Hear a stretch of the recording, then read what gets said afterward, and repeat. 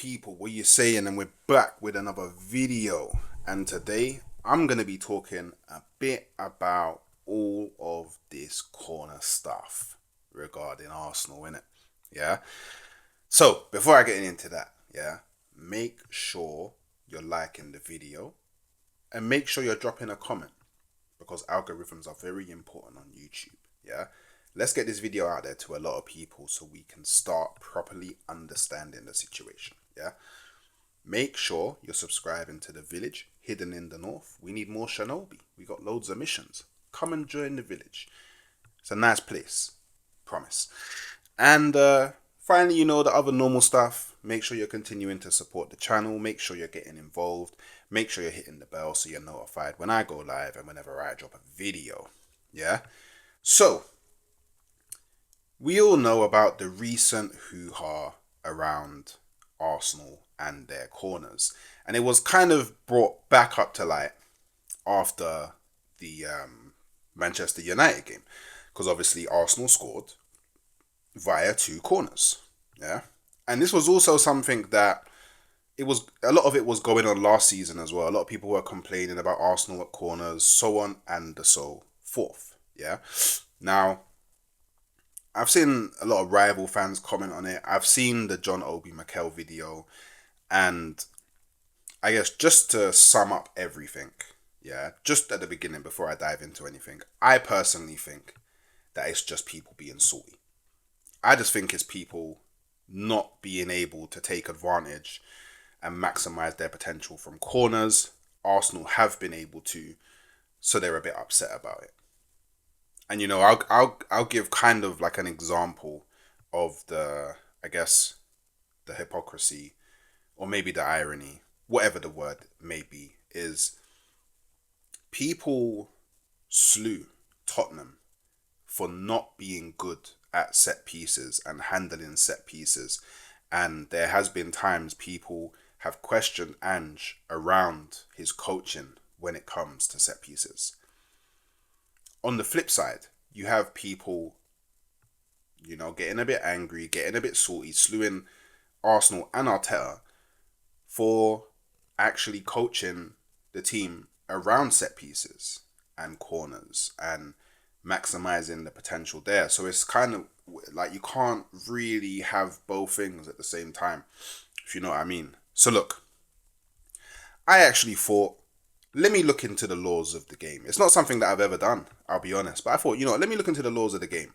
Because I've been fighting this case, and battling people when they're trolling. But I've actually never looked into the laws of the game, even though I've watched it for about 28 to 30 years.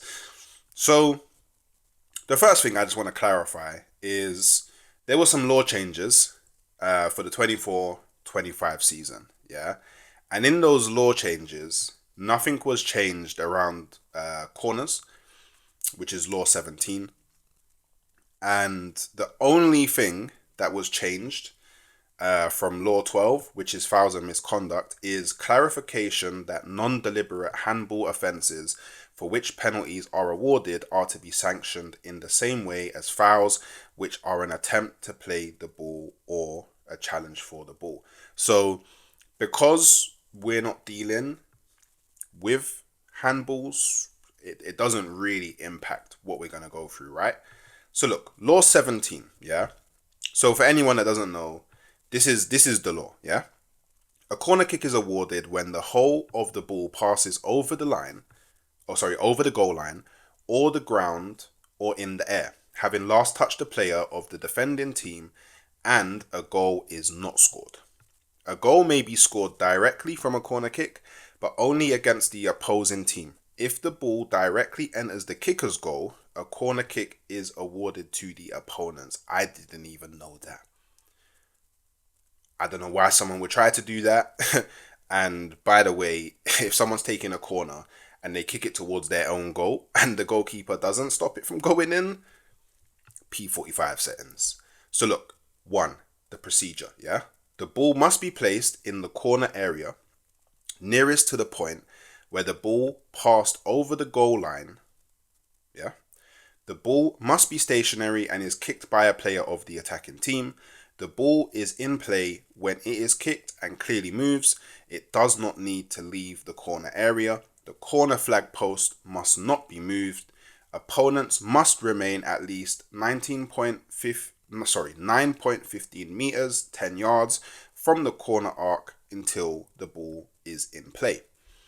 2. Offences and sanctions. If, after the ball is in play, the kicker touches the ball again before it has touched another player, an indirect free kick is awarded. If the kicker commits a handball offence, a direct free kick is awarded. A penalty kick is awarded if the offence occurred inside the kicker's penalty area, unless the kicker was the goalkeeper, in which case an indirect free kick is awarded. If a player, while correctly taking a corner kick, deliberately kicks the ball at an opponent in order to play the ball again, but not in a careless or reckless manner or using excessive force, the referee allows play to continue. For any other offence, the kick is retaken. So, there's actually nothing in Law 17, the corner kick, that stipulates, against anything Arsenal's doing. And the main issue, at least from what I've been seeing, so obviously correct me in the comments if I'm wrong, is the positioning of players around the keeper, when taking corners. A lot of people think that it's unfair. A lot of people think that blocking the keeper or being in the way of the keeper is something that players shouldn't be able to do. Yada, yada, yada. And there is also the other issue of when Arsenal players are running towards the ball before the corner's taken, from time to time, they do knock other players, which again, people deem to be misconduct or a foul. Cool. So then we go into Law 12 of the game, which is fouls and misconduct, So I'll be real, there's a lot of laws. There's a lot of content in this law. So I think what people would want from this is would essentially be a direct free kick, right? Or potentially an indirect free kick. So let's look at direct free kick and indirect free kick, and let's see what it's saying. So, 1. Direct free kick. A direct free kick is awarded if a player commits any of the following offences against an opponent in a manner considered by the referee to be careless, reckless, or using excessive force. So you could debate it. You could debate not charging but barging players is careless. I don't think it's reckless or using excessive force. You could argue careless. However, we see lots of barging happening at corners from both teams. So there would literally be, 10 to 15 free kicks given just for careless. And then again, careless is also subjective. So a lot of it does come down to the discretion of the referee. So look, charges, jumps at, kicks or attempts to kick, pushes. So push is there. Now push is very subjective because what is a push, right? And I think what they would define a push as is 2 hands. But then there was also I can't remember what game it was, but there was a game last season where Gabriel was pushed in the back. I can't remember if it was a corner or a cross. I can't remember who it was against. And I think it was Newcastle. I can't remember. And the foul wasn't given. So, proof. Push is subjective. Strikes or attempts to strike. Tackles. That includes a headbutt. Tackles or challenges. Trips or attempts to trip. If an offence involves contact, it is penalised by a direct free kick or penalty kick. Careless is when a player shows a lack of attention or consideration when making a challenge or acts without precaution. No disciplinary sanction is needed. Reckless is when a player acts with disregard to the danger to or consequences for an opponent and must be cautioned.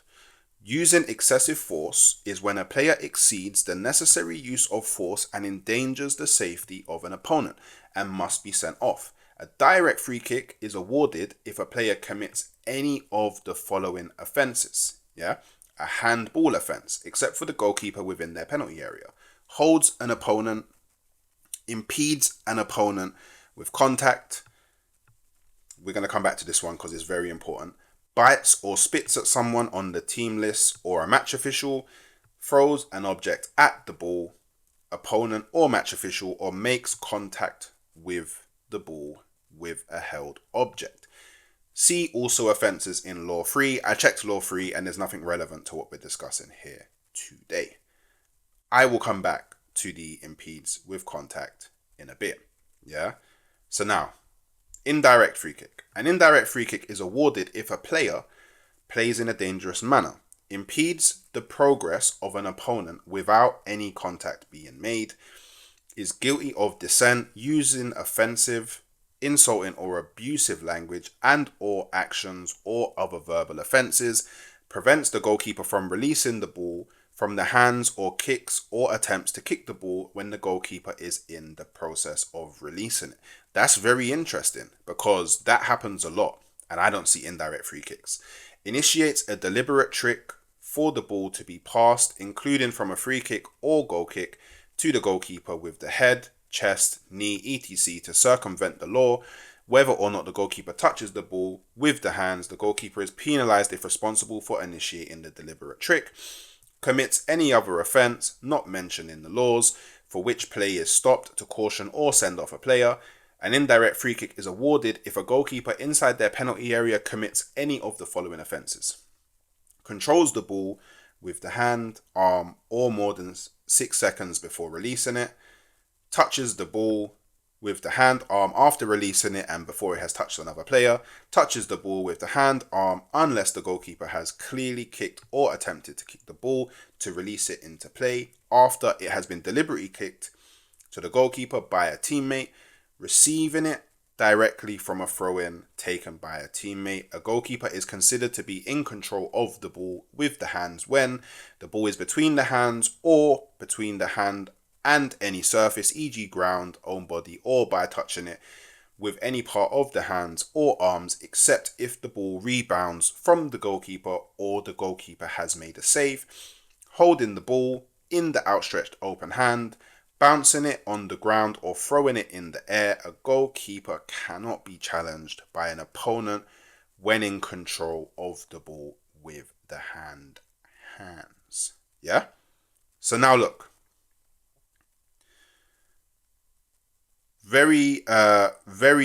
Something very important, yeah? So look, there's impeding the progress of an opponent without contact, yeah? So impeding the progress, and this is very important for the corners, impeding the progress of an opponent means moving into the opponent's path to obstruct, block, slow down, or force a change of direction when the ball is not within playing distance of either player. Yeah? All players have the right to their position on the field of play. Being in the way of an opponent is not the same as moving into the way of an opponent. A player may shield the ball by taking a position between an opponent and the ball if the ball is within playing distance and the opponent is not held off with the arms or body. If the ball is within playing distance, the player may be fairly charged by an opponent. This part here completely debunks everything that people are saying about what Arsenal are doing to the goalkeeper in the box. Because I repeat, all players have a right to their position on the field of play. Being in the way of an opponent is not the same as moving into the way of an opponent. So usually what you'll find is as the ball is coming in or just before the ball is coming in, you will see two things. You will see depending on how Arsenal have set up, you'll see players who have been at the back post will run towards the near post, waiting for the ball to come in. Yeah? Or what you will see, and what you will see, is one of the players will either stand in front of the goalkeeper or behind the goalkeeper. Yeah? Now, they are well within their right to do that according to the law. Yeah?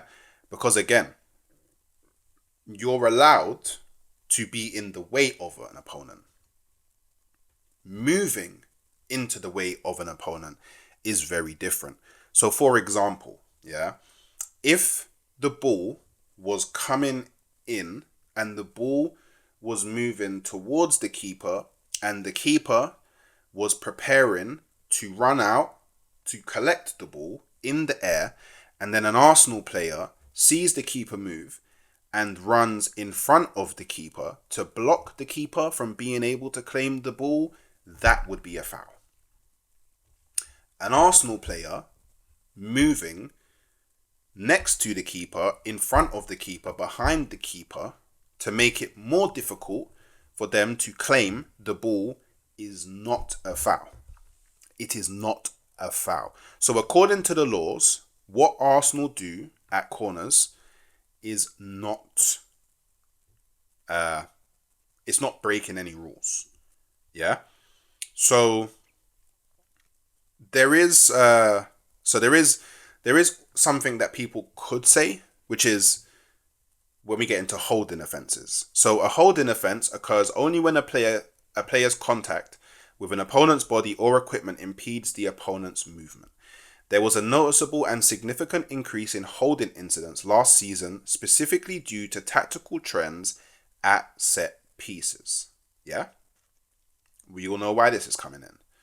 So the threshold for a holding offence is sustained and impactful holding, clear impact on the opponent's opportunity to play or challenge for the ball, clear, extreme, non-footballing action with impact on the opponent's movement. Yeah.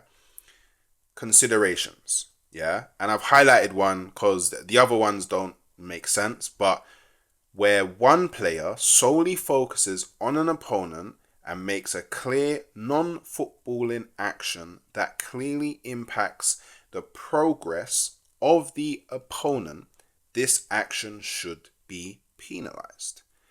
Now, this one is very difficult to assess, right? Because I'll just get it out of the way right away. Standing next to the keeper or in front of the keeper or behind the keeper is not a clear non-footballing action. So a non-footballing action would be like, to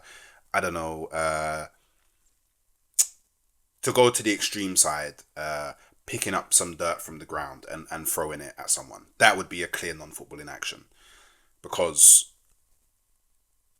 there's no way that actually coincides with football in any way, shape or form. However, movement is a part of football. Picking up positions in the box or on the field of play is a footballing action, and again, every player is well within their right to maintain any position on the field of play that they so wish. This has already been defined. Yeah. Now, you could argue, that standing next to, in front of, or behind the keeper can impact the progress of the goalkeeper. However, it doesn't clearly impact the progress, because, and there was something that happened in the Manchester United game, and I think it was Martinelli. So Martinelli stood behind the keeper, and literally he just stood there. Like, you see him, he's just standing there. Now, yes, it impacts the goalkeeper, but there's also the onus on the goalkeeper to be aware of that and move according to it. So Martinelli wasn't blocking Onana's progress because Onana could have moved in a different way. And again, Martinelli is well within his right to maintain that position. Martinelli is breaking no laws by being in that position. Yeah? So, again, even under the holding offences, this doesn't stand. Yeah? It doesn't stand at all. Like, in no court of law would it stand.